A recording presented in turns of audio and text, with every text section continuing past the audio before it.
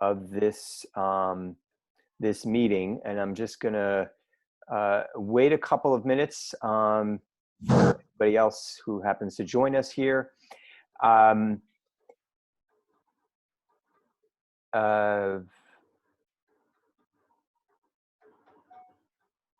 Debbie, can you post, for some reason, I wasn't able to post the agenda for today's meeting to the chat box. Can you do so? That would be awesome.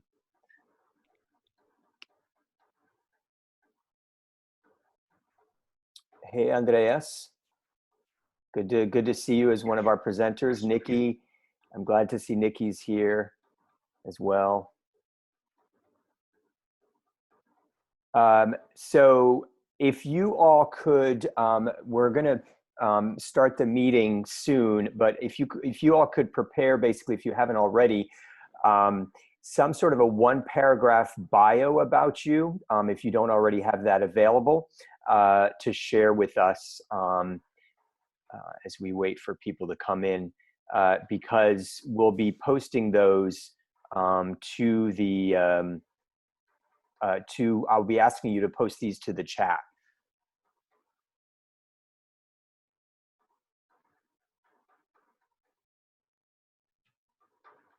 Okay.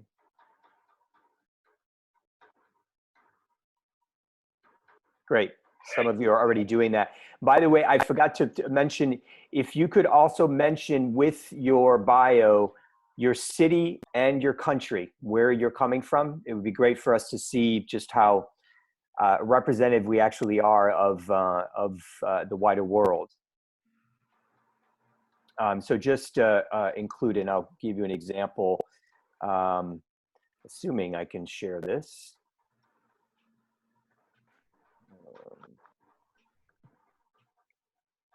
No, I guess I can't. How are you doing, Paul? Good.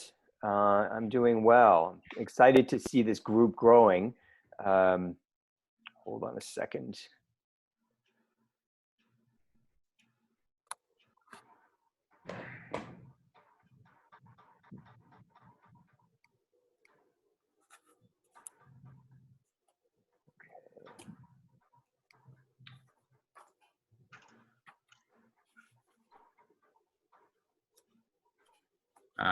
Hey, Paul, not sure if Yes. this would help, but I was just thinking about this. Having been on lots of Zoom calls now, sometimes I was thinking last time how people are coming on and still posting about themselves, and then other people are like trying to ask questions. I'm wondering if it would be helpful to like activate the Zoom feature where you can have like a separate area to ask questions. So it's just easier to like keep things separated from what's going on. Yeah, you might, if there's a, hold on a second, because you're telling me about something I don't know about yet. If it's, I actually, I mean, there's some use to keeping it all in one chat, because it's, when it comes to actually sharing to the list, ultimately, I just have one thing to share. However, that makes sense. yeah, because ultimately we're looking to share this not just with those who are participating in this meeting, but we now have over 300 people in this group, and it's growing day by day. And so we post afterwards, as you probably have seen. Mm-hmm. That makes sense. Yeah, so in any case, I'm going to start the meeting. We're now at 29 participants, which is great. Please do introduce yourself. So I'm going to just briefly go over the agenda. So first of all, welcome everybody. If you're here, you should be here because you want to participate in the Citizen Diplomacy Research Group. And this is the third meeting of this group. So the agenda for today is a similar structure to what we had last time, and will be kind of the structure for our meetings every 2 months. Which is, we'll start with these opening remarks and the opportunity for each of you to introduce yourselves and read through each other's bios. And then we'll launch directly into the presentations. And Today we have a presentation first by Nikki Hinshaw from the Global Communications Program at George Washington University in Washington, D.C., followed by a presentation by Andreas Fulda, who's a lecturer at the University of Nottingham in Nottingham in the United Kingdom. They'll be talking about Sister Cities International in the case of Nikki, and Andreas about the citizen diplomacy between the European Union and China. We'll follow that with 30 minutes of discussion. So they'll each speak for 15 minutes and then followed by 30 minutes of discussion that's going to be open. Then we'll finish with 20 minutes of announcements in which you're very much encouraged to share things you're up to in citizen diplomacy, including publications, events, initiatives, et cetera, and so forth. And I'm excited that in that section, Olivia Chavez, who's joining us from the Public Diplomacy Council, will be presenting a new news bulletin that we're developing for kind of relaying news on citizen diplomacy. So without further ado, I'm going to see about here. I'm going to present, I'm going to have Nikki start her presentation. And I'm going to temporarily make you, let me see, ask to unmute, chat, pin video, spot. I'm just going to make you the host for the moment, and then you're going to pass that on. So you'll be able to essentially present your slides, Nikki. So Nikki, again, is presenting on her experience doing research on the impact of a Sister Cities international program. And I should note, part of the reason why I was excited to have Nikki present is because Sister Cities, if you don't know about it already, is an organization you should know about. It's one of the more prominent citizen diplomacy groups out there, founded in 1956 with, I think they're active in something like 138 different nations and have sister city relationships across the world that are economic and cultural and educational. So Nikki, go right ahead. All right, thank you. So I'm gonna go ahead and share my screen. And actually, Debbie, can you do me the great favor of keeping time to make sure that we keep our speakers to 15 minutes?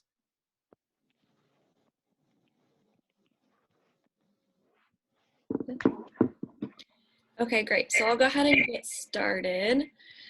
So hi, everyone. Thank you so much for giving me this opportunity to share with you all. As Paul mentioned, my name is Nikki Hinshaw. I am currently a graduate student at George Washington University, studying global communication, but I just finished undergrad at Arizona State University in May, where I presented my thesis, which was this project, evaluating the impact of Tempe Sister Cities International Youth Exchange Program on participants' sustained global engagement.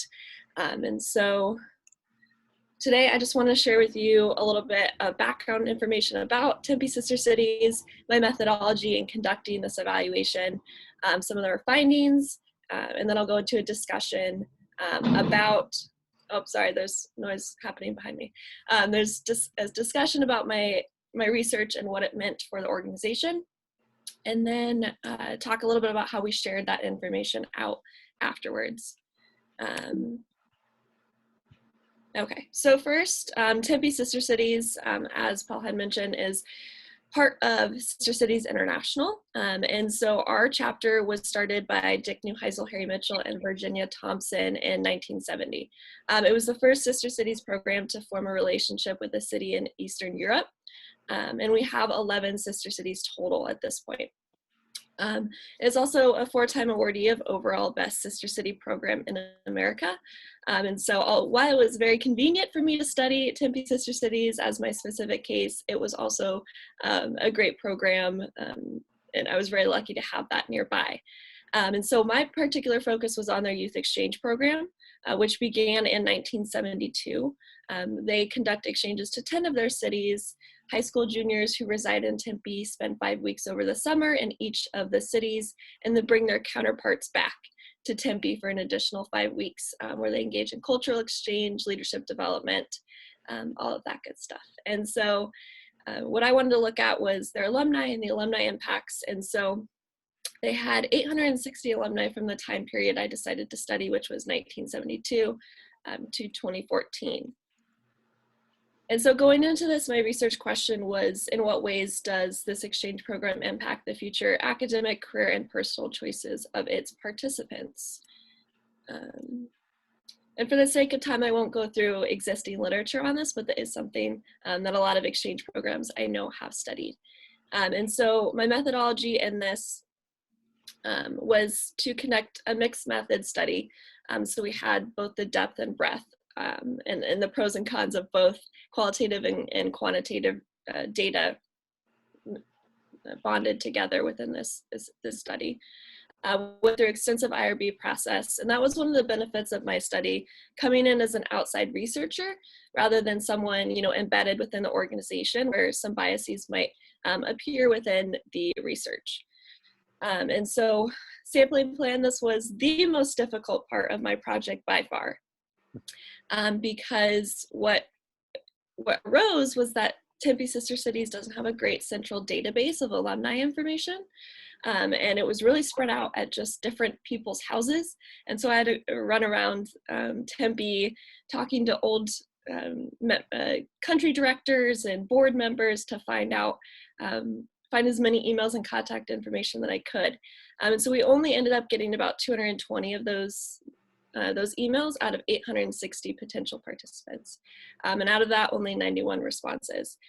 So considering what we had to work with, that was a pretty good response rate, but that was definitely one of the recommendations I posed at the end, because that was a really difficult part of the study. And so I split this into surveys and interviews.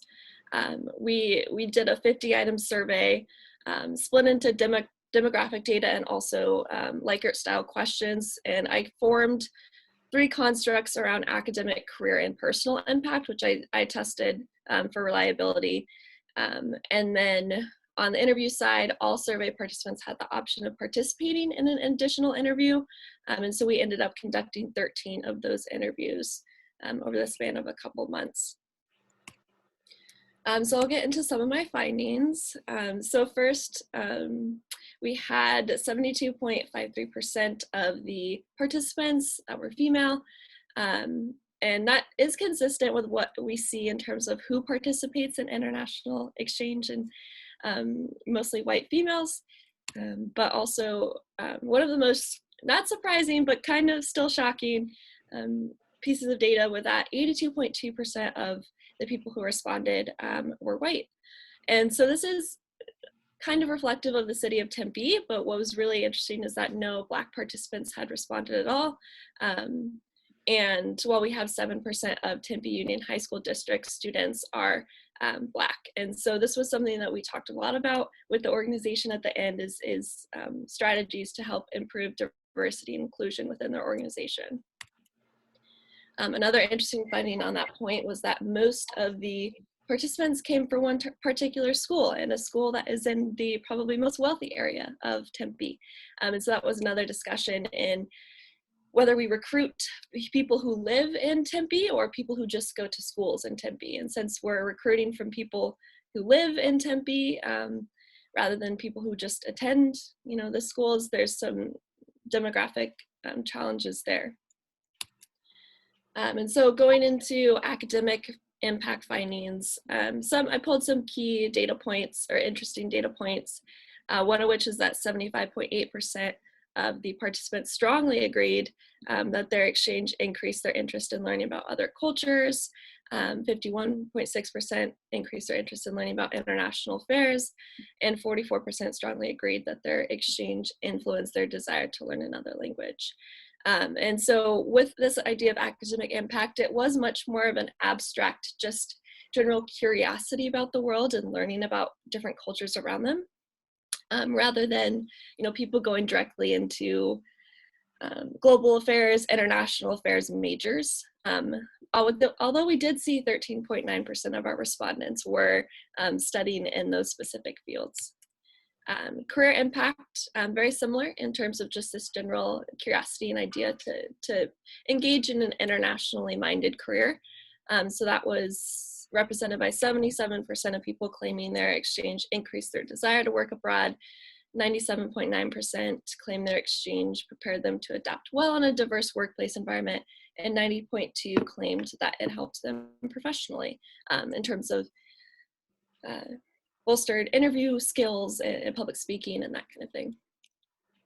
And then for personal impact, 94.5% claim their exchange increased their self-confidence, and 85.7% strongly agreed that their exchange increased their desire to travel. And that was the strongest single strongly agree response out of the entire study. And that was something we also talked about later is, is this exchange program just a fun way to travel for people? Or are we really developing global citizens? And then I'll quickly move through interviews. Some themes that emerged from those were a direct connection between exchange and course and study. And in some cases, we had like a German student that went to our sister city in Germany, ended up majoring in German, language study, again with that, academic focus, and study abroad. And so academic focus is kind of exemplified by this quote above, which talks about, while people might not be going, people might not be going into international affairs, they still bring this idea of, cultural competencies and global citizenship into whatever field they go into. And so one participant talked about studying in healthcare because they wanted to connect with people in different types of ways. And that's very similar to career impact as well. Some themes emerge: intent to work for internationally minded companies, desire to share appreciation and knowledge of other cultures with others, gave them a broader understanding of their career field, working well in diverse teams, and interviewing skills. And so I thought this quote was particularly interesting in the way that this participant works in film and television, because they believe that media can influence the way people think and the way people experience the world. They had particularly mentioned that the exchange for them was being able to go to other places and be like, oh, there are other places that aren't just Tempe, Arizona, and they wish that other people could see that. And they saw working in film and television as a way to kind of provide other people with similar insights as they gained on their exchange. And then finally, within personal impact, some themes: personal development, desire to travel, relationships, and cultural competencies. This participant spoke to that personal development aspect, talking about how it was the first opportunity they really had to speak with their own voice. They go into this program when they're 16, and the tremendous personal impact that comes with being independent for the first time and kind of being on your own was something that was really reflected throughout our research. So from these different data points, we came up with some organizational recommendations. First was within mission development. So it was really hard for me to come up with these constructs that were centered around previous literature rather than what Tempe Sister Cities actually does, because their exchange program doesn't have a particular mission. And so I recommended that they set up some key points of what the exchange program is intended to accomplish, so then in future evaluations they're able to actually go off of those and see if they're accomplishing their goals rather than maybe something else that an organization had set out to do. And then program development, there were two areas that we found to be something that sister cities could expand upon, and one was within job readiness, because so many people had mentioned how impactful the interview experience and the public speaking skills they gained were from the program. So I had recommended to implement cover letter and resume review workshops, or college application workshops, or other public speaking opportunities for the students to further expand upon that benefit of the program. And another area was within political and social involvement. Because a lot of students, as I had mentioned, had said, yeah, this is a great opportunity for me to, travel, see the world, but, one of the goals of these types of programs is to develop global citizens. And so I had recommended that they do a better job of connecting that experience to, future involvement in your communities, in the world, and social causes. And so one way that we've worked on doing that is within implementing a leadership development program and a leadership summit that goes during their program in the summer and helps them think more critically about global collaboration on social causes. And then the other one was alumni engagement. As I mentioned, that was the most difficult part of my study, was to recruit alumni. And so I recommended they implement a alumni engagement member of their board. And then finally, within recruitment, we gave some suggestions on how to improve diversity and inclusion, as we saw some pretty stark differences between different demographic groups and their level of participation. And then I just wanted to send us off by talking about what we did with that data afterward. And so first was the Youth Leadership Summit, as I spoke about. And so I've worked on that with Tempe Sister Cities for the past year or so, we came up with an idea to do a leadership summit surrounding the UN Sustainable Development Goals and have the participants from these 10 different countries all come together to discuss the different ways in which their countries are addressing sustainable development and the different challenges they face, and really to learn about those social causes and how they can work together globally to address those types of challenges. An internship program is also something I started with Tempe Sister Cities this summer. Since, as all of you probably know, international exchange looked very different this summer.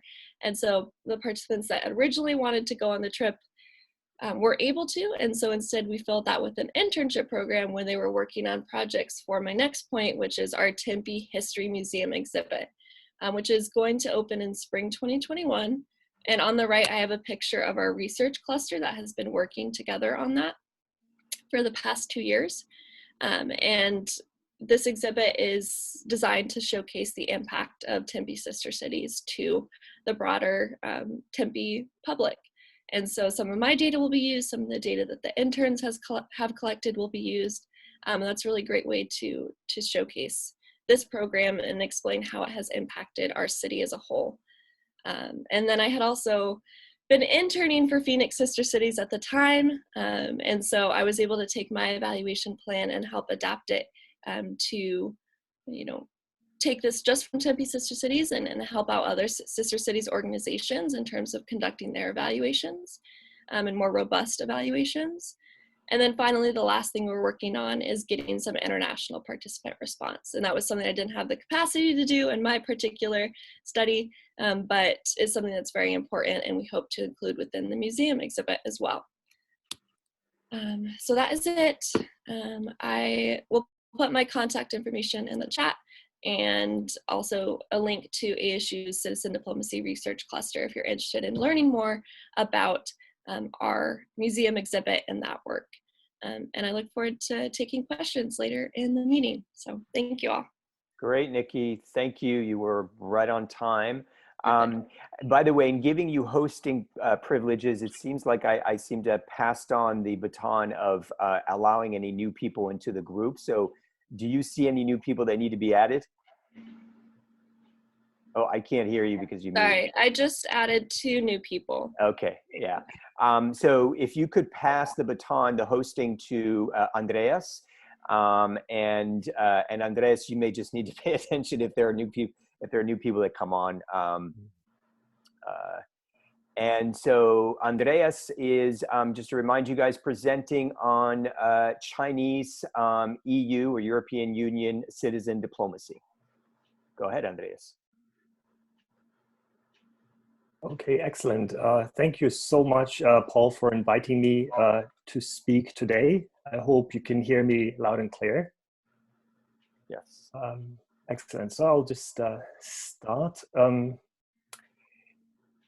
Let me briefly outline what I'm planning to cover today in this short presentation. In the theoretical part, I'll briefly explain the overlap between citizen diplomacy and public diplomacy. And then in the empirical part, I'll share findings from my research on EU-China citizen diplomacy. And I will end with reflections about the challenges to Western China engagement under the conditions of a rising Chinese security state. Now, let me start by explaining what I mean by citizen diplomacy. I have defined it as follows. Citizen diplomacy means an alternative problem-solving strategy underpinning the role that non-state actors may play in mitigating difficult interstate relations and helping resolve deep-rooted conflicts that political leaders and the private sector cannot solve alone. Now, I assume that many of you will be more familiar with the term public diplomacy, and you may wonder why I use a different term. In fact, the concept and practice of citizen diplomacy actually overlaps with public diplomacy. And while the two terms have actually different connotations, they also complement each other. Now, state-centric public diplomacy can be regarded as top-down government attempts to influence foreign public attitudes through political messaging. On the other hand, society-centric citizen diplomacy can be explained as bottom-up efforts to, of private citizens who act in their individual capacity and independently from governments and businesses. And citizen diplomacy is of crucial importance in the search for effective and pragmatic solutions to many of the global issues and challenges that we face. Think of climate change, migration, air and ocean pollution, digital privacy, etc. So now that I've outlined the aspirations of citizen diplomacy, the question arises to what extent there have been attempts to actually put these principles into practice. So for example, in the case of EU-China relations. Now, before I share my key takeaways, I should preface my remarks by a brief anecdote from my studies of contemporary China in the late 1990s. One of my professors actually brought Jonathan Spencer's book, To Change China, to my attention. And he called Spencer's study of 16 Western advisors between 1620 and 1950 a cautionary tale about anyone trying to influence China's development trajectory. Now, in my own research on 12 European citizen diplomats who worked in China between 1980 and 2017, none of my interlocutors actually fit into Spencer's characterization of out-of-touch cultural imperialists hell-bent on changing China against her will.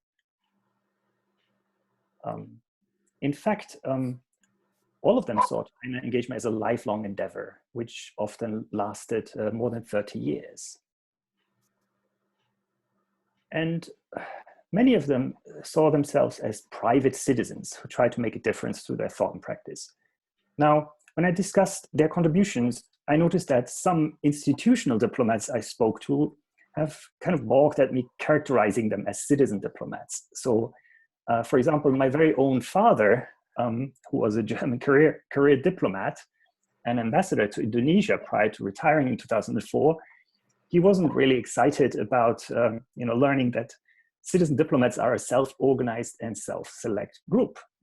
Now, he had entered the German diplomatic service as part of a highly competitive selection process, something that he takes considerable pride in. Now, and whereas citizen diplomats are free to either pursue bilateral or international public goods, institutional diplomats are much more constrained since they're tasked to pursue national interests. Now, in the following, I would like to offer you a visual representation of the 12 protagonists of my study. And among other areas, they have worked in the policy fields ranging from disability, psychoanalysis, climate change, animal welfare to human rights. And I noticed that the 12 protagonists, to different extent, engaged both in China watching and China practicing, thus combining theory with practice. In all 12, citizen diplomats exhibited high levels of intercultural competence, coupled with a social entrepreneurial spirit, as well as a dogged determination to succeed. Now, in order to make sense of their thought and practice, I developed a hexagon of intercultural communication collaboration competence. And let me briefly explain. I looked at the 3 communication skills, like being open to other ways of doing things, being self-aware of one's own cultural assumptions, being able to relate to others, as well as the more like collaborative skills, the ability to synergize diverse approaches to solve problems, the willingness to experiment with new partnership models, but also the ability to shrug off the constraints of ideology or discipline. Now, because time is limited, let me briefly share with you some of the key findings.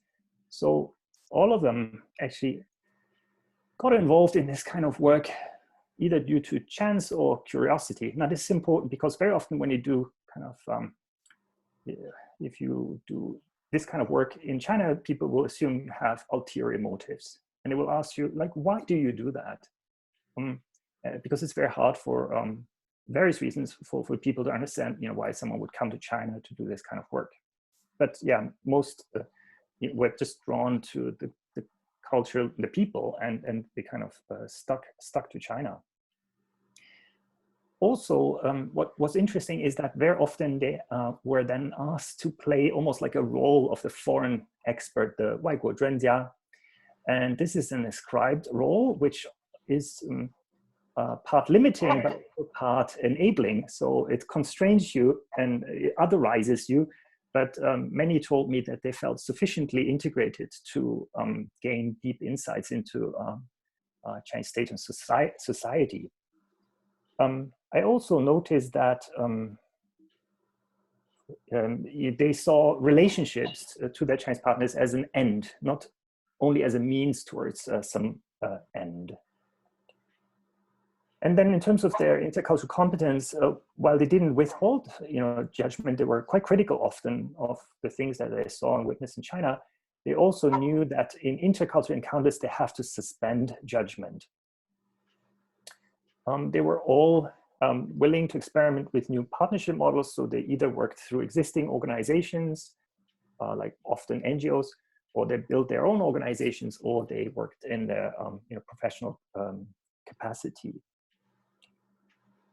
And finally, they were very humble in terms of their successes. They would often contribute success to their Chinese partners rather than claiming them for themselves, which kind of takes us to this perennial question about like the impact of citizen diplomacy. And here I found that we can see impacts, for example, in terms of open access publications, bridge building activities, and the vast majority were capacity building workshops. And this I find interesting because this is, of course, then related to further education, adult education, and shows kind of perhaps the key activity area that was common to all of them. But some of them actually got involved in local pilot initiatives as well. So for example, trying to pilot a new Caring for Life curriculum on animal welfare in southern China at Chinese schools. And some even got involved in collective policy entrepreneurship. So for example, Stephen Hallett advised disability groups how they can implement the Convention on the Rights of Persons with Disabilities, or Patrick Schroeder worked with environmental NGOs, persuading the Chinese party state to sign up to the Paris Agreement. So I think most of you would agree that this is a very meaningful contribution. Now, what I have described thus far may sound like a real success story. And I guess you will know that something will come now. Unfortunately, the situation on the ground in China has changed in recent years, which brings me to the final part of my presentation. Now, actually, in my article, I already quote one of the protagonists, Dr. Horst Fabian, who says, and I quote, "The credibility of citizen diplomacy presupposes that the states involved loosen their control. States can promote citizen diplomacy and build state-society alliances, But if they try to control citizen diplomacy activities in an authoritarian way, the credibility of these are questioned and finally damaged. And I think in hindsight, these words were prophetic because what we've seen now really is nothing less than the rise of the Chinese security state. So think of, the very illiberal party directives like the 7 Don't Speaks, the document number 9, and then Andreas, just a quick note. There are a couple, I think 1 or 2 people trying to get in. If you could just let them in. Okay, I'll try to do that. I'm not quite sure how I can do that whilst I'm presenting. Oh, I'm sorry. They're in the participants. If you click on participants, okay, I'll try. And then click on participants at the bottom of your screen, and yes. then you can let admits. them in. Yes, sorry. My apologies. I'm not. It's okay. Sorry about this. Did you share? That's all right. Thank you for reminding me. So let's just share this. Okay. Can you see my screen again? Or yes. Okay, good. I'll just go back. And so then we've seen other like laws, the counter-espionage law, national security law, cybersecurity law, national intelligence law, the overseas NGO law, and more recently, the Hong Kong national security law. And this very broad suite of state security legislation actually now greatly narrows the space for transnational civil society activism. And Orville Schell, he is a US based academic and sinologist, and he's not known, to be, particularly hawkish, but he has actually referred to the current situation, I quote, as a clash of values and political systems that have little prospect of resolution except through struggle and conflict, unquote. And this is not hyperbole. Think, for example, what happened when the Huawei CFO Meng Wanzhou was arrested in Canada in direct retaliation. 2 Canadian citizens, Michael Kovrig and Michael Spavor, were taken hostage effectively, and they haven't been released since. So this is how geopolitics can interfere in the lives of 2 individuals here, or you could say 3 if you include Miss Meng. And, or, think of the rather ominous threat that Chinese authorities have made, that they may detain actually American citizens in China in response to the persecution of Chinese scholars who didn't disclose their affiliation to the People's Liberation Army in their visa applications to the US. So not all is well in that relationship, and these are really dark clouds on the horizon. So let me therefore end with a rather bleak outlook. Through my research, I have documented the emergence of citizen diplomacy in EU-China relations between 1980 and 2017. But against the backdrop of these kind of new developments, I think it's rather unlikely that genuine society-centric citizen diplomacy can continue as before. And in particular, I was the PI for a Ford Foundation project where we looked at China's draconian overseas NGO law. And one of the key findings was that this law has single-handedly and very effectively destroyed trust networks between European and Chinese civil societies, which is a real disaster because very often the trust has been built up for like 10, 20, 30 years. And so this should kind of be a bit of a warning to anyone who tries to do this work, although I don't discourage people, of course.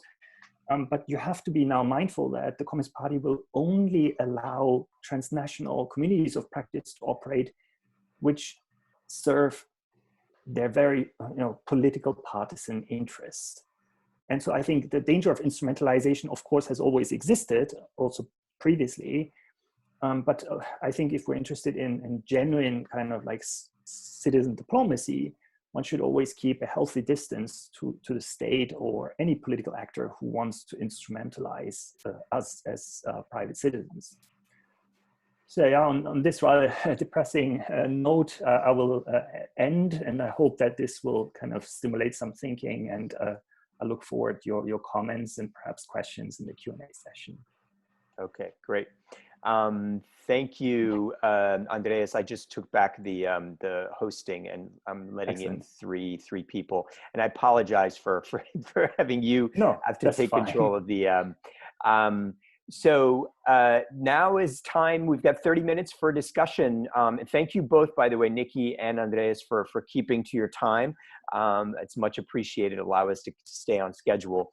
So I want to open it up and actually close down. Let me see here. How do I close down Andreas's? My apologies, I can't close it by myself. You know, again, Yeah, I'm exactly. a bit of I'm okay. There we go. Okay, okay, got excellent. it. So I want to open up the conversation, and feel free to ask. And you may, in fact, do just as Carson did, which is raise your hand, and that allow me to see who wants to participate. Carson, go first. Well, thank you very much, Paul. I got to say to both speakers, you have incredibly encouraged me in my America-China relations work today by talking about the both of you covered both exactly the research and the practices that I've been examining and working with in America-China relations for 30 years. And I have a model that I would like to share in the future, but I just want to say thank you specifically, Andreas, for your 6-part hexagonal connection that you made in the skills, as well as looking at the paradoxes. Those, I just kept nodding my head and saying, yes, yes, yes. So that was wonderfully encouraging. And forgive me, let me come back. I forget the first name of the, Nikki, your presentation was absolutely spot on with the question that I've been asking myself for years after decades of investing into student exchanges with different countries, in my case specifically in China. Years later, what's the result? Do we actually have people that do? And so for the sake of discussion, what I'll end my points of thanks and comments in for both of you here, I would like to ask Nikki with the question, in your results, you kept talking about the high percentage of interest and the high percentage of, let's see, there was another word besides interest that you used to indicate people's desire. That was it. Interest and desire in international affairs and language, et cetera, was very, very high all across the board. But what about practice, and what jobs did they actually do? And how much engagement was there actually with either the Sister Cities program or other types of institutions? Because at this point, I've been asking myself, is it worth further investment in the long range view of let's educate the students because someday they will be our nation's leaders? Are they actually? So thank you very much, Paul, for allowing me to ask and add that to the discussion. Great, Excellent. great question, Carson. Nikki? Yeah, thank you for the questions. You know, that was my goal going in, is seeing. I'll speak a little bit about why I got interested in this project. Was because I grew up in Tempe, and I didn't participate in the exchange myself, but I had a lot of friends that did. And so when it came time to do my thesis, I looked around and I saw, for example, my two closest friends that participated in the exchange. One is now a Peace Corps volunteer or returned Peace Corps volunteer after COVID, but she is a Peace Corps volunteer, and the other is doing a master's in sustainable development and at a university in Switzerland. So I was like, I wonder how, you know, all this connects. And so what we found, I had mentioned briefly that 13.9% of our respondents had directly studied international and global affairs. And we had, we documented, one of the things that we're going back and documenting now is how many, you know, Fulbrighters, how many Peace Corps volunteers, diplomats. We had a participant that participated in an interview that is a Georgetown professor of refugees and migration. And so we did see some of that engagement and, you know, careers that you would think would naturally come out of an exchange experience. But I think the most interesting for me was, while maybe that there wasn't that direct connection of, okay, yes, you participated in the exchange, now you're going to be a Fulbrighter. There was just this general interest in bringing that perspective to whatever line of work they went into. Like I mentioned, with the people who went into medicine, we had responses that they think of medicine as a global community. And so they are really open to collaborating with people from different countries when thinking about different research projects and that kind of thing.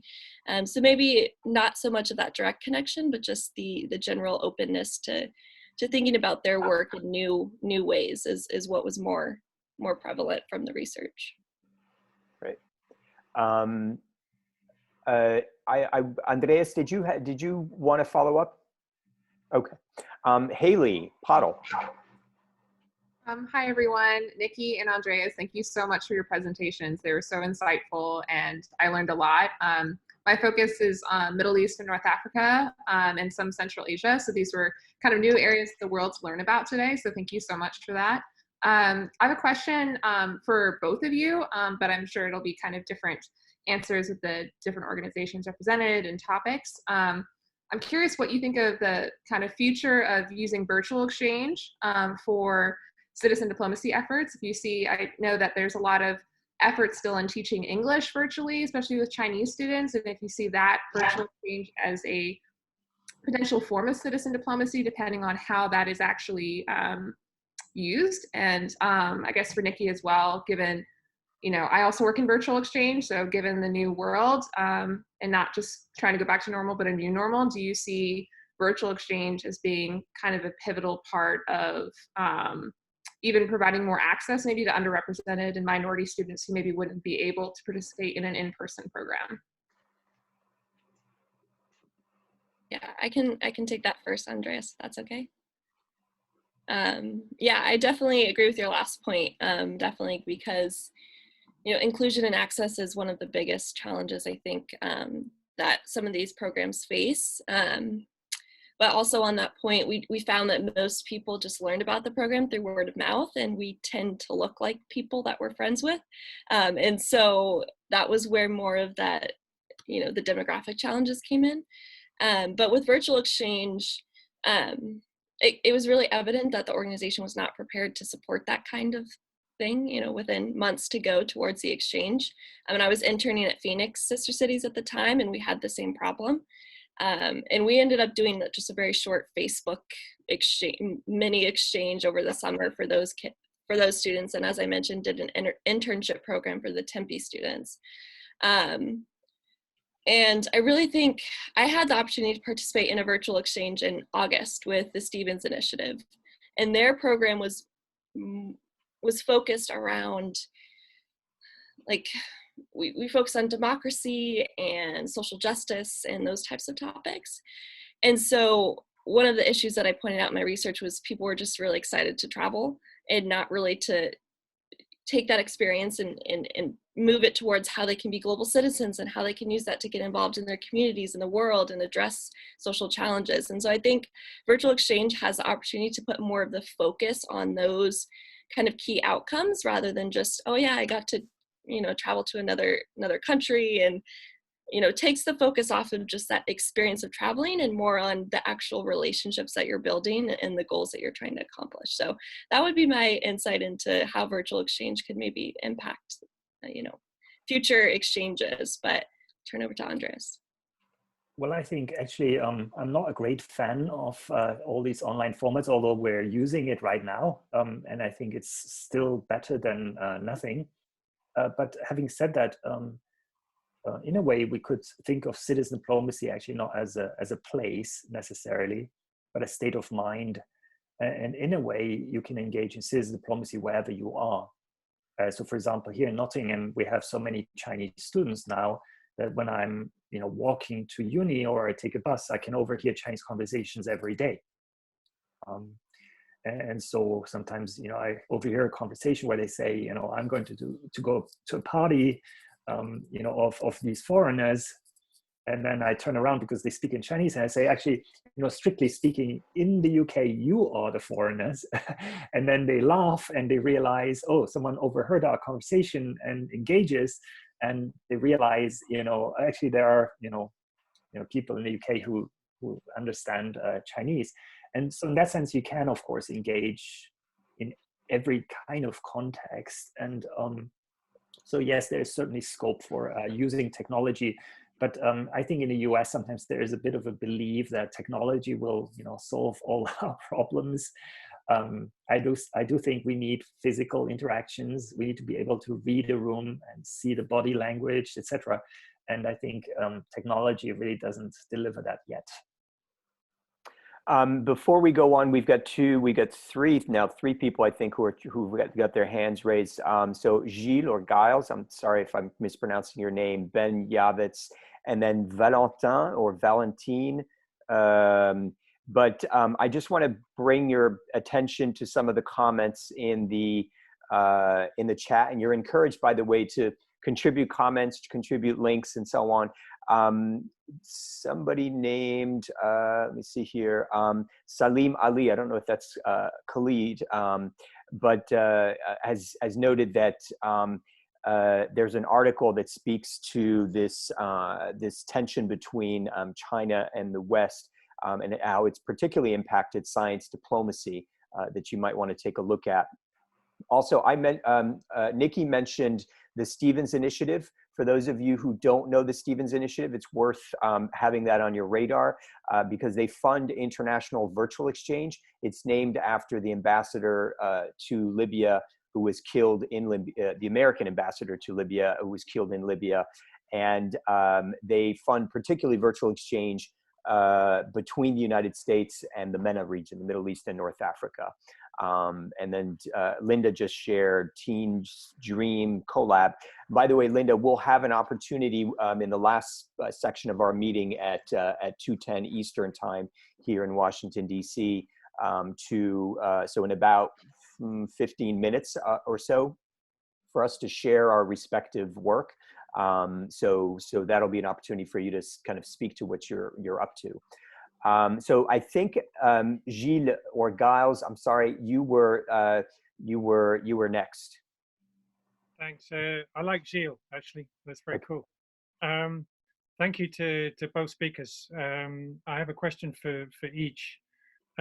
Firstly, to Nikki, the data you showed us on participation and ethnic background was very interesting.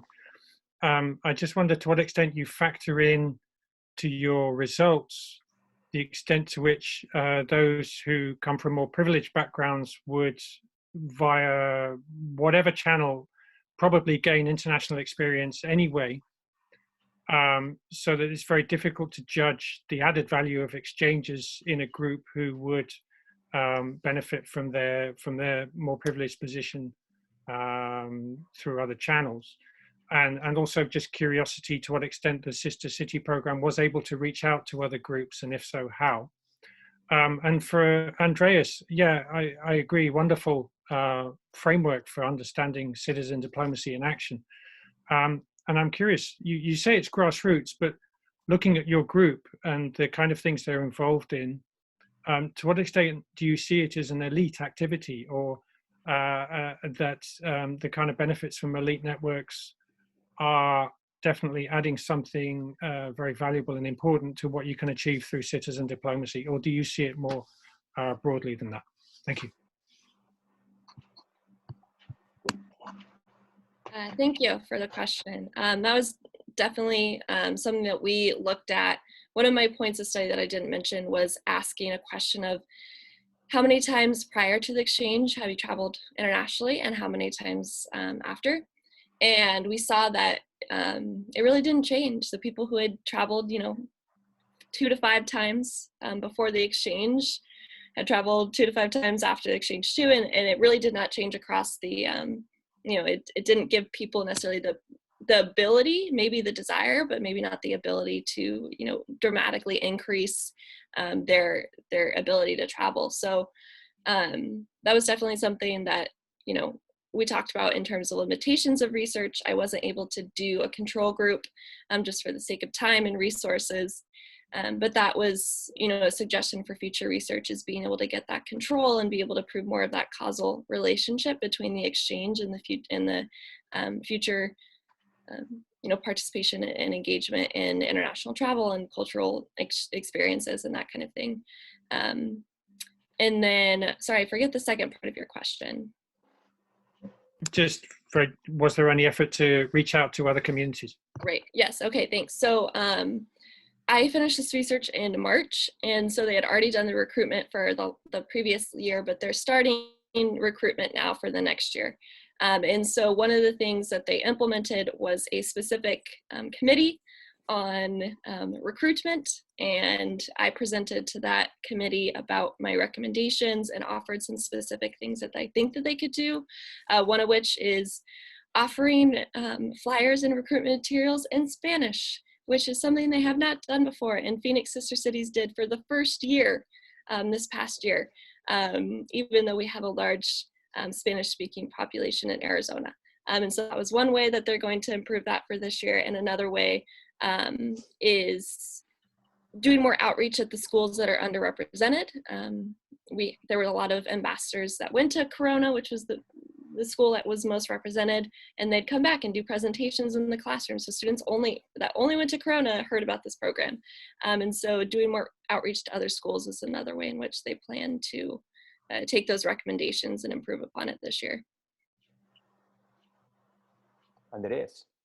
Okay, in terms of the question whether this is just another elite network, but albeit, civil society led, I think, yeah, it's very perceptive. But perhaps, it is still linked to the grassroots. So actually here on the call is a very dear friend and colleague who I've worked with in China for a long time, Mark Pixley. He's based in Shenzhen, and he once pointed out that we're not exactly working at the grassroots level. And that's absolutely right. But these Europeans actually partnered with Chinese organizations and individuals who were indeed linked and grounded in urban or rural communities. So there is actually that element which grounds it in what I would call reality. And so these were also not people who were purely interested, academically.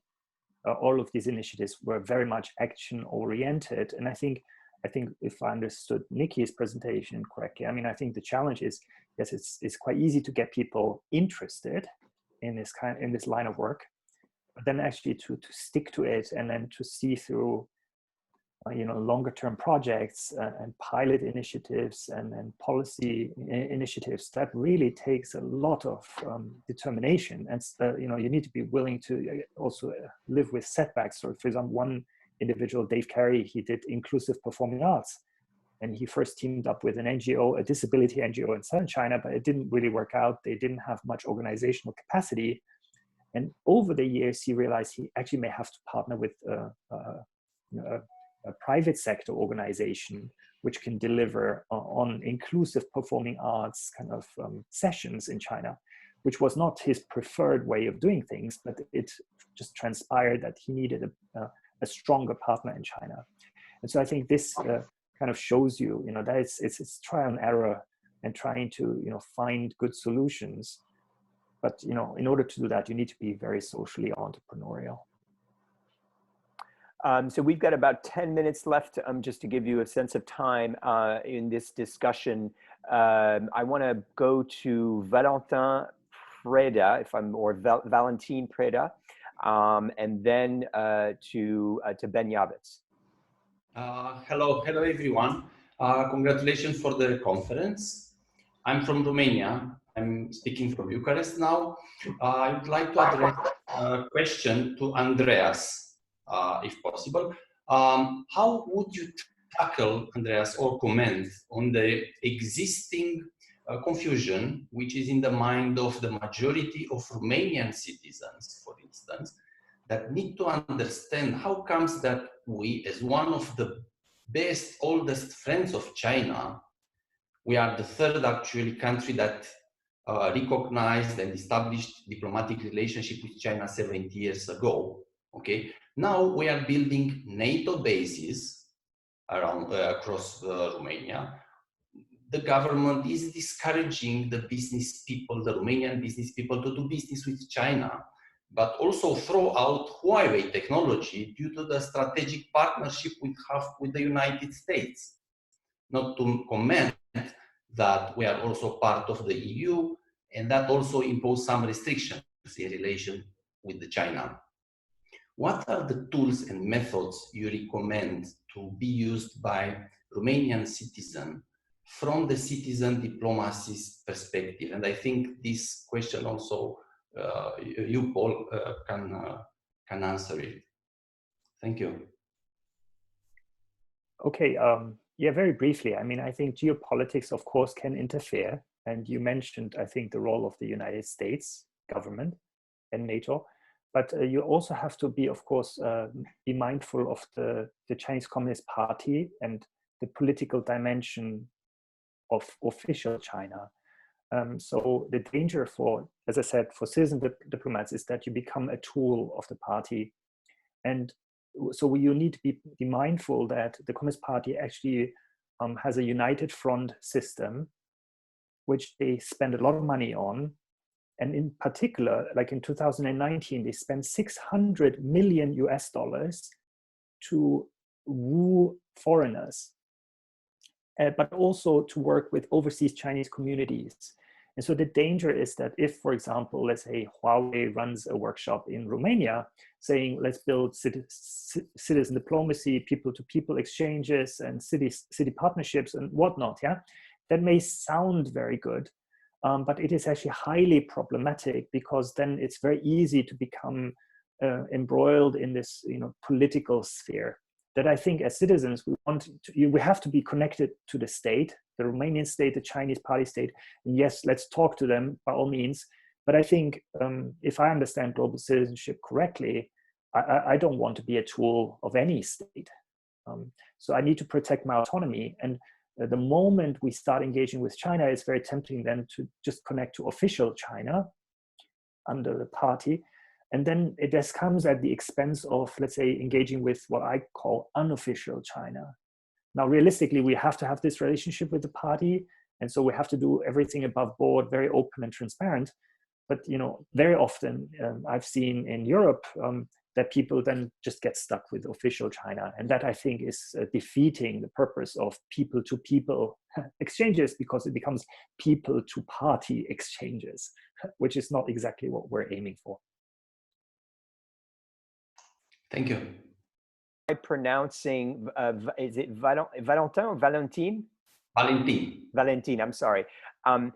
If I'm understanding your question correctly, and from the little I know about you having joined the CDRG, you are interested in promoting your country's business abroad, if that's right. And if I'm understanding your question correctly, you're kind of frustrated with the fact that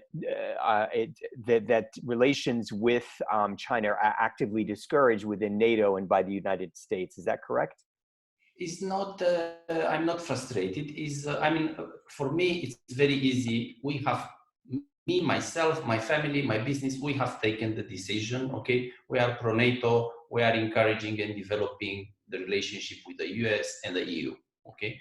But some Romanians, especially, that the old ones, that they remember China as a very old friend and a good friend of Romania. Them as citizens, they have this confusion in their mind that should be treated, because otherwise, if they will continue to do this kind of citizen diplomacy one-to-one with the China, I think we will be eaten. One-to-one with China, we cannot do it, we cannot debate it. So I think that this citizen diplomacy, it's a very important concept that should be also spread in Romania. Is not popular at all here. Actually, I think that in the Eastern Europe should be more popular than today, okay? Because that will really make a net of people that they will see the things beyond, they will see they will not be easy to be manipulated, and that it's a big problem here in the eastern part of Europe. They are subject of the fake news, they are subject of manipulation. It is very difficult for them to make their own opinion, So I think it's not only from the business side, it's pure citizen. Sure, sure. But although I want to appreciate the fact that you're coming from a business angle, because there is such a thing as business diplomacy, and that's really important. But actually, I guess I'll turn it back to Andreas, because I actually had a question about this, and then we'll allow Ben Javits to ask his question. But because you do seem quite pessimistic, right? And given Valentin's question, I do wonder if you can speak to ways in which there are that citizen diplomats can in fact navigate around this rather, you might call it a hyper-authoritarian state, which has its tentacles all over the place. So what would you suggest to people like Valentin and others who, and perhaps the answer is partly engaging with the Chinese diaspora, but I'm wondering what you think. In a way, you've just answered your question yourself. You're absolutely right. I think now going to China is risky business. If you're critical, you could actually just, you may not be able to leave China. So that is something that people really have to bear in mind. But for example, whether it's in Romania or in the UK, yes, you can engage with the Chinese diaspora. It's very diverse. And there are many young people who are actually very open-minded, who want to learn and who want to share and exchange ideas and practices. And so if you have a switched on like Chinese graduate, of course, give them an opportunity in your organization to learn things. And over time, I think they will bring back really new ideas and practices. And it's really a generational issue as well, because the kind of young Chinese people that I meet in the UK, they're not very different from our home EU students. They're very similar. I think the young people are now all very, very switched on. But of course, for them to change China will be very difficult for all sorts of reasons. But we shouldn't give up on that new generation. Yeah. Great. Ben Javits, you've got the last question. Thanks. First of all, thank you, Andreas and Nikki. Mine's not so much a question as something I wanted to really highlight, Nikki, that stuck out that Nikki said that I think people need to think about more globally. Nikki, you had commented when you were looking at a couple of your friends, how they had this experience and they were able to come back and not apply it directly as maybe you were looking for or thought they might, but they put it into whatever they're interested in were. And I think that's something. My background, I'm an education consultant. I've done a lot in the education world, and I talk to a lot of people about their understanding of how to apply maybe something they didn't experience or something they know to something else they want. And I find that even like when young people, I'm almost 40. Like when I talk to like new teachers and just younger people coming out of college, I'm expecting that they're going to feel a lot more open than say the previous couple generations. And I find that often they do not. Like I think about when you think about our, like, I guess in my case, my parents who are almost 70 and they're, do the same thing their entire lives, which is totally okay. And when I tried to explain how I was taking very different paths, they were just like, they didn't understand what I was doing. And a lot of people still coming out do not understand how to translate what they're doing into something else. And it's great that your friends were, and they can do great things like that. And so when you're looking at why people they're signing up for an experience, but like why even if that was their intent, weren't they moved? Maybe they can't see it. Like what? So some people really do need that hand holding, because they don't have that they can't find that internally, because still both in coming from kids from K-12 to college to the way our society still treats people and puts them in boxes in all sorts of ways, which is a problem. A lot of the problem we're talking about, on this global scale here, that people have a trouble seeing themselves outside of things and put even their experiences in boxes. So it's definitely something I look for, and I end up bumping into just random people or friends that I talk to about it. But that's something that I think is like really important to explore, what you're starting to figure out. But it's a much bigger thing, and it starts earlier. Like the reason, my guess, my hypothesis for why you're seeing that starts much earlier and affects so many other things that you may not even be thinking about. That actually stifles a lot of innovation and progressive thinking. So I just want to make that comment, because it's a really important point, and there's a lot you can do with that as you look at that research. And did you want Nikki to respond? You can feel free. I was, like I said, it was not like, but you know, if that brought up anything, but I wanted to really highlight that because that's really important. Yeah, definitely. No, I appreciate that. And I think that's part of the reason why I had recommended at the end is expanding upon that job readiness idea, in terms of like cover letter prep and resume prep and interview prep and college application prep, in terms of like taking this experience and being able to apply it to greater things, and doing the internship program and doing the leadership development stuff is, yeah, you got to travel abroad for a summer, but what does that mean? And how are you going to use that later? And what are you going to do in the future? And, but yeah, I think that's a great point to maybe focus even more on that story and how that, plays into our identity as people. So I really appreciate that comment. Yeah. And like, yes, I love everything you're doing. So thank you. Yeah, awesome. So this was a great conversation, really stimulating in two different levels with two different kinds of presentations about on quite different topics. Now, so I want to just bring your attention to a couple of things that were noted in the chat from Robin McCutcheon and then Linda Staheli, who actually are just really echoing with reference to the Soviet Union and previous history of citizen diplomacy, the importance of work outside, or as Andreas put it, in unofficial China, unofficial now Russia. So I think those are good points about kind of what can be done given authoritarian regimes. It seems to be to work with unofficial channels and diasporas. So we're going to pass on to the last part of our meeting, and here I want to start by allowing Olivia Chavez, who is working as an intern with my organization, Learning Life, and she through that work has developed a news bulletin, essentially, which we hope to sustain, that will provide us some information about what's going on in the world of citizen diplomacy, because one of the functions of this group, of course, is to try to make sure that we're well aware of what's going on out there in the world in the domain of citizen diplomacy, which is active and growing. And so, Olivia, if you could introduce yourself and present the bulletin, you should be able to kind of show your screen. Great, thank you, Paul. So hi everyone, I'm Olivia Chavez. I'm currently a graduate student at American University in their political communications program.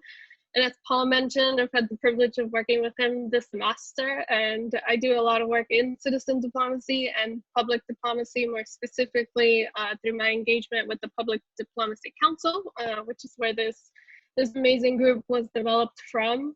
And so just in talking to Paul, we receive a lot of newsletters and things like that. So we thought it might be useful to have one for this group specifically in terms of sharing information and publications and articles and all sorts of helpful resources, especially since now we're a little more disconnected and connected in different ways. I'll go ahead and share it, but I did go ahead and share it in the chat, so you can go ahead and pull it up there. It says it's also on our social groups in case you misplace it or want to look at it later. So really quickly.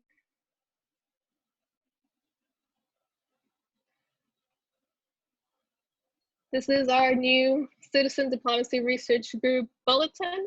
We'll be presenting latest news, which in this case, the US Department of State just announced its Citizen Diplomacy Award just about a week or 2 weeks ago, so we thought we'd highlight that. If you're interested in seeing the other runner-ups for this award, they also had some very interesting work that they were doing both in the US and internationally. And then we have other latest news, including bringing in your connections and what you guys are informed about. Basically, we compiled this through Google and through our own networks, but it's always helpful if we actually just have collaborators and people sharing things with us that you're like, oh, this would be good for the bulletin. please do send it my way or to Paul as we put together another bulletin for our next meeting in December, I believe. But yeah, overall, it's just latest news. If there's any funding opportunities for research related to citizen diplomacy, we want to highlight those. There's always new reports, and sometimes it's hard to keep track of everything that's being published nowadays. So we did kind of want to streamline it into reports, new articles, and new books. For the most part, these are all within this year of 2020, but hopefully as time goes on and as we bring in more collaborators, we can include more recent things that are not just so US based, but internationally recognized. And then lastly, we have helpful resources, which is just kind of a standard list that hopefully will grow over time of different organizations, different think tanks, labs, that focus their work within citizen diplomacy or public diplomacy that have sort of helpful resources and sort of hubs for our research moving forward. So Paul, hand it back to you, or if there's any questions, I'd be happy to answer those. Great. Any questions for Olivia? No. So I do want to emphasize what she said, which is that bulletin really is an opportunity for you guys to share what you're doing. And so that includes publications. If you have articles or books that have come out, they should be recent. So in the last, for books, it should be 2019-2020. For articles, we prefer things that you published this year. They have to relate to citizen diplomacy, but also initiatives that you're part of that you want to make us aware of. Really important. We want to encourage collaboration. So if you have calls for volunteers or partners, really welcome you to share those. Not just for the bulletin. So the bulletin is useful for those people, particularly who don't attend our meetings, because as I mentioned to you, we have over 300 people, and it's growing steadily on this CDRG list. And we've now created these LinkedIn groups and Facebook groups. So we are going to be posting those, the bulletin to the LinkedIn groups and the Facebook group, and of course the email list, which will allow a broader population, and not just the people in these meetings, to see what you have to say. So with that said, I'm going to kind of start off announcements with something I just posted, which is just reiterating one of the things in the bulletin.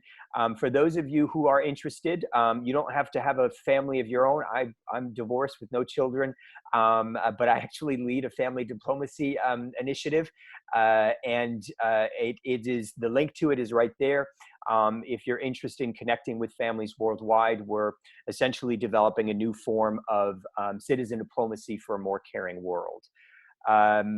Other announcements of publications, of initiatives, programs you think we should know about, et cetera, and so forth. And Linda, this might be a good opportunity for you to talk a little bit about the exciting work that you're doing. Linda, I'll unmute you and encourage you to talk if you'd like. Okay. So I'm Linda Staley. I spent about 25 years building global science collaborations, and so very involved in science diplomacy. And we'll be highlighting, we're in the process of taking one of the projects I worked at the NIH, the White House Science Office, the State Department, and CRDF Global over those years. And in 8 of those years, I focused on building a US-North Korea science consortium. So connecting scientists from the US and North Korea. So that's one set. But the second is I left in 2014 to really focus on, instead of connecting scientists, connecting youth to older people. So I'm older, and I'm looking at all these global challenges and thinking, gosh, you know, we've got a lot that we can pass on to the younger generation. So the Global CoLab Network was established to bring people together in small living room gatherings unique stakeholders sort of carefully selected around problem sets. And we've had 50 of these gatherings and incubated a number of initiatives focused on teens. So Teens Dream is one. It connects teens from all over the world in virtual rooms we call SDG hubs, and teens lead action. So we have teens leading from Romania to Mexico to UAE to Indonesia, Taiwan, the US, action around different goals of the SDGs. So we have 10 hubs, and they range, our goal is 17 for all the SDGs, Sustainable Development Goals. And so we're very much, we have a whole infrastructure where the meetings happen weekly. So we have one on quality education, one on mental health, one on gender equality, racial justice, wildlife, conservation, plastics. I could go on and on. So this is all on our hub list, and I think I sent you a link. But we're looking for adult mentors, and we're looking for teens. We provide the rooms, the infrastructure. We have interns that support these hubs. Each of our hubs is led by 2 teens and has 2 mentors, and then an intern and me and others that support them. So our goal is to fill them with hundreds of teenagers across the planet to make action happen, and working with older folks in their networks. So that's the short overview. And Nikki, I can't help but note the resonance between what you were noting about having some sort of a youth summit focused on the SDGs and Linda's work. So you guys might want to connect. Others who have programs or initiatives and or publications that you'd like to share. I also wanted to say a few words about our upcoming event on Human Rights Day. We are going to also look into youth empowered solutions on human rights. So I would like to connect with Linda as well. We have different components, the interview, essay contest, and a panel. So it will be on December 11th, the day after the International Human Rights Day. So looking forward to receiving interview videos from experts on the field, undergraduate students sending their essays, and also young leaders to talk about some of the issues related to finding solutions to human rights across the globe. So thank you so much. Mehmet, where are you calling from? I work at Rumi Forum. I'm the Public Affairs Director in Washington, D.C. Great. So thanks to Debbie, I became a part of this group, and thank you so much for joining. Yeah, a pleasure to have you. And Linda is likewise in the Metro Washington, D.C. area for what it's worth. And you may want to post stuff as you, please by all means share to the chat, because the chat is actually going to be shared more widely. So if you have a link, Mehmet, to what you're up to, please share it. Others we haven't heard from. Khalid, Pedro, I'm calling people out, Marcela. And Marcela, you're in Brazil, correct? Yes, correct. I'm from Rio de Janeiro, here in Brazil, and I'm so happy. It's a great pleasure and honor to be here with you all. Thank you so much. I learned a lot with you today. Thank you so much. Linda, or Marcela, do you want to talk a little bit, if I remember correctly, you do Brazil, China, in fact, economic and citizen diplomacy, is that correct? With Korea, South Korea. Oh, Korea, with South Korea, okay, gotcha. Yes. Here, I'm a researcher on the Korean Peninsula at the Brazilian Naval War College here in Rio. And also I have a small business, Asia Colors, that we promote public diplomacy of Asian countries here in Brazil. So we work with embassies and consulates, and much more with the South Korea embassy and consulate here, doing some educational and cultural activities for young people here, and with some schools, also universities. And we are developing a plan to work with the ASEAN embassies here in Brazil to develop some activities on public diplomacy also. Oh, great. Great to have you in the conversation as somebody from Brazil.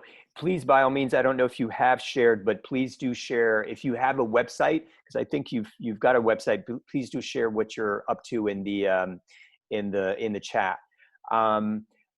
Khalid Salim in Pakistan, do you want to say anything or share anything? Thanks, Paul. It's very interesting, both the presentation. The only concern which I had was it's almost like a midnight here. And I was warning and hoping to request you, if possible, just to push it earlier, an hour earlier at least, so that a person is fully active and alive to respond and absorb such an interesting international discussion. Just my humble submission. Yes, absolutely. That's why the next meeting on December 1st is at 9 a.m. Eastern time. So that will be earlier for you. So that'll be 4 hours earlier for you. Wow, excellent, excellent. Yeah, excellent. we're gonna be switching back between one to try to accommodate everybody, because we got people behind us in time in Washington, D.C., and then people way ahead of us in time in Australia, China, Pakistan, etc. So we're going to be switching back and forth between 1 p.m. and 9 a.m. And yeah, my apologies. Syed, do you in Bangladesh? Do you want to say anything? It's always great to participate in such discussions, and it's very informative and learning. I'm learning every day and participating in this meeting. And it's midnight almost here. I agree with Mr. Khalid.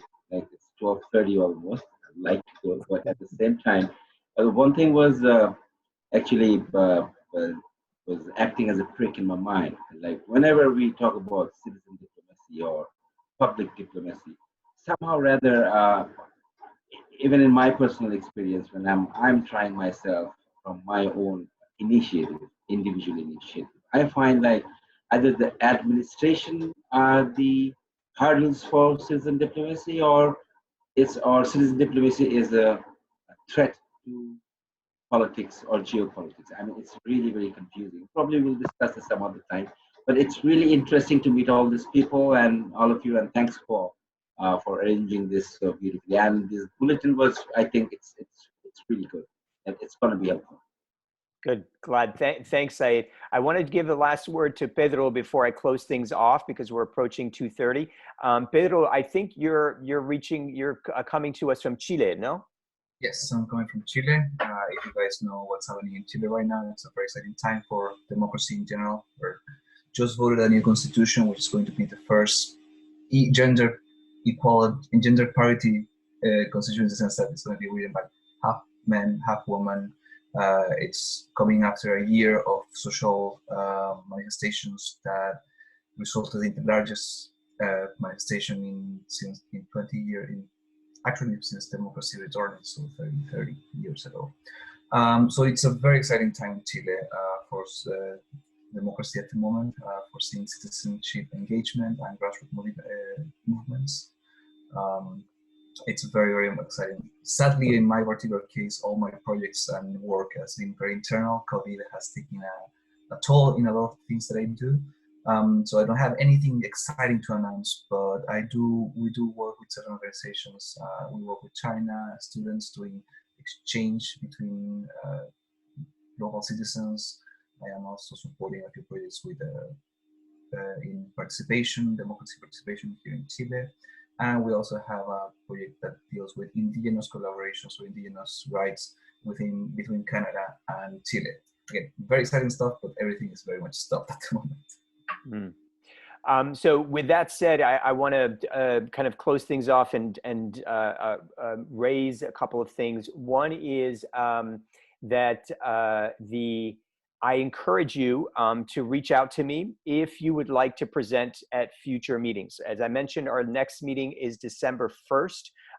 That is going to, I believe, be a Tuesday. We are particularly interested in hearing from people outside the United States in this interest of diversity and inclusion. So Pedro, as I mentioned, I think to you in private conversation, it would be actually really interesting to hear about your work with indigenous populations in different countries, kind of collaborating on that work. As I think that's a novel thing. Another thing that we're interested in is learning more about different forms of citizen diplomacy. So for instance, there's somebody I'm trying to get who does music diplomacy. We certainly want to hear about science diplomacy. And there are other forms out there. So please reach out to me if you would like to speak at upcoming meetings. The notes for this meeting, so we'll be providing the chat, a live recording of this meeting, and I think something, probably photos of you guys or all of us together. And I think that's it for the, and of course the PowerPoint presentations for our two excellent presenters will be provided to the list shortly, sometime this week, maybe even today. So with that said, I want to thank you all for participating. This has been another excellent meeting, and I think it makes me hopeful for the growing citizen diplomacy sector in the world. So it's really great to see a growing number of you coming from other countries outside the United States. All right, everybody. Thank you so much for your time. Bye. Thank you. Goodbye. Thank you, Paul. Thank you to the speakers. Paul.